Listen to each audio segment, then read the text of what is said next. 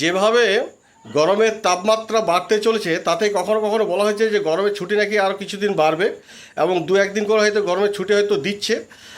হয়তো পশ্চিমবঙ্গ সরকার সেটা কখনো দিতে চায় বা কখনো দিতে চায় না। যাই হোক, গরমের ছুটি এখনও পর্যন্ত যদি পড়ে যায় বা যদি দেয়, সেক্ষেত্রে কিন্তু প্রত্যেকটা স্টুডেন্টের কিন্তু ক্ষতিকর। কারণ পড়াশুনো বলে আর কিচ্ছু হবে না।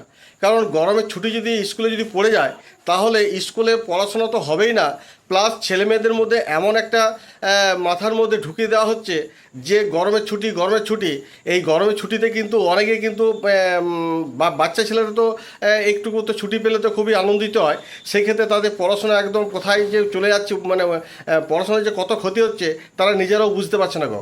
এবং বড়দেরও বলবো এবং ছোটদেরও বলবো, তোমরা কিন্তু স্কুলের প্রতি হয়তো ভরসা না করে নিজেরা কিন্তু অবশ্যই কিন্তু বাড়িতে মামার কাছে পড়ো, বা যাদের প্রাইভেট টিউশনি পড়ো বা প্রাইভেট টিউটরের কাছে পড়ো, তোমরা কিন্তু অবশ্যই কিন্তু নিজেদের যে সিলেবাস রয়েছে সেই সিলেবাসগুলো কিন্তু অবশ্যই কিন্তু ভালো করে কমপ্লিট করো।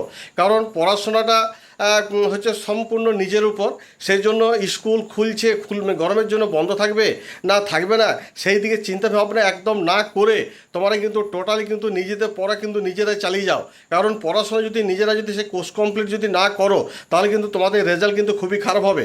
সেক্ষেত্রে তোমাকে কিন্তু কেউ এসে সাহায্য করবে না যে তোমার রেজাল্ট খারাপ হলো তোমাকে কী করে ভালো করা যায়। সেই জন্য রেজাল্ট ভালো হওয়ার জন্য সবসময় চেষ্টা করবে যেন বাড়িতে ভালো করে পড়বে, বাবা মায়ের কাছে পড়বে।